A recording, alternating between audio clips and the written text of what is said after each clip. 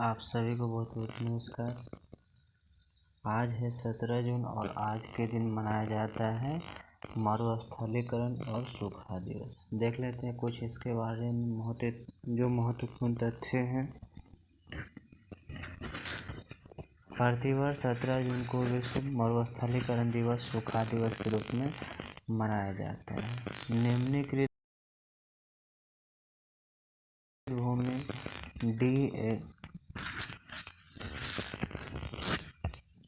Degraded land को स्वस्थ भूमि में बदलने पर केंद्रित इस दिवस का उद्देश्य मरुस्थलीकरण की चुनौती से निपटने के लिए अंतर्राष्ट्रीय प्रयासों के बारे में जागरूकता बढ़ाना है। कुछ और भी हम लोग देख लेते हैं।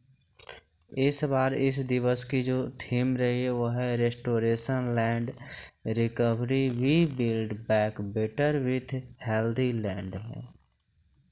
इस अवसर पर UNCCD United Nations convention to combat desertification के कार्यकारी सचिव इब्राहिम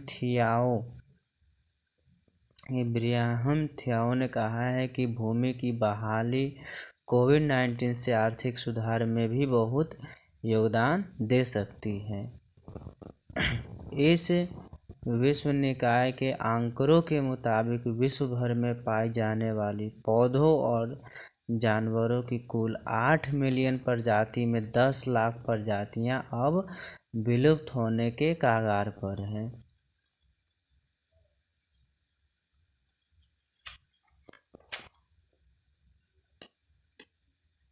जैव विविधता का नुकसान केवल पर्यावरणीय मुद्दा नहीं बल्कि एक विकासात्मक, आर्थिक, सुरक्षात्मक, सामाजिक और नैतिक मुद्दा भी है।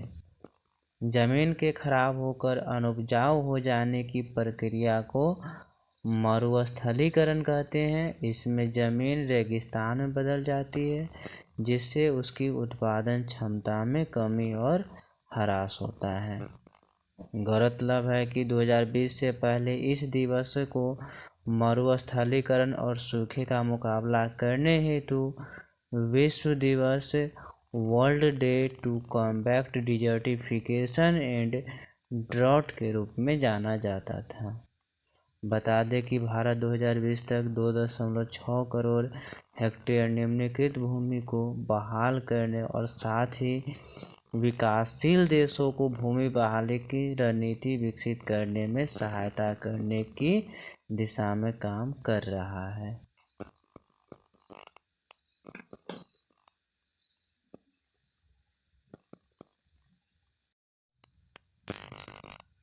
आप सभी को बहुत बहुत नमस्कार। आज है 17 जून और आज के दिन मनाया जाता है मरुस्थलीकरण और सूखा दिवस। देख लेते हैं कुछ इसके बारे में जो महत्वपूर्ण तथ्य हैं। प्रतिवर्ष 17 जून को विश्व मरुस्थलीकरण दिवस सूखा दिवस के रूप में मनाया जाता है। निम्नलिखित भूमि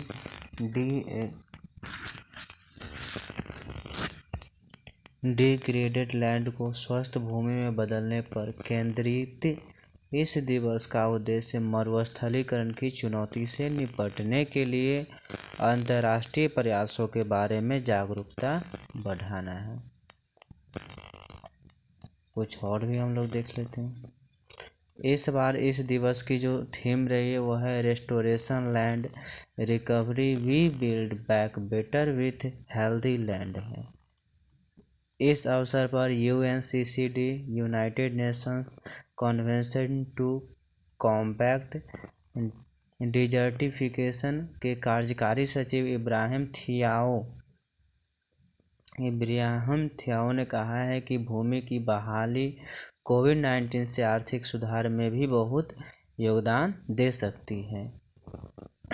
इस विश्व निकाय के आंकड़ों के मुताबिक विश्व भर में पाई जाने वाली पौधों और जानवरों की कुल 8 मिलियन प्रजाति में 10 लाख प्रजातियां अब विलुप्त होने के कगार पर हैं।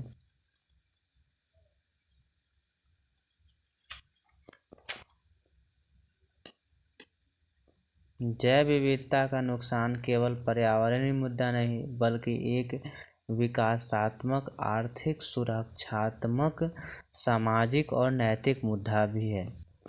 जमीन के खराब होकर अनुपजाऊ हो जाने की प्रक्रिया को मरुस्थलीकरण कहते हैं। इसमें जमीन रेगिस्तान में बदल जाती है, जिससे उसकी उत्पादन क्षमता में कमी और ह्रास होता है।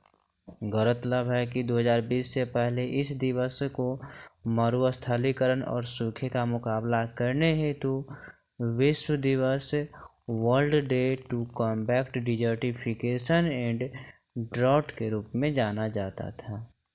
बता दें कि भारत 2020 तक 2.6 करोड़ हेक्टेयर निम्नलिखित भूमि को बहाल करने और साथ ही विकासशील देशों को भूमि बहाली की रणनीति विकसित करने में सहायता करने की दिशा में काम कर रहा है।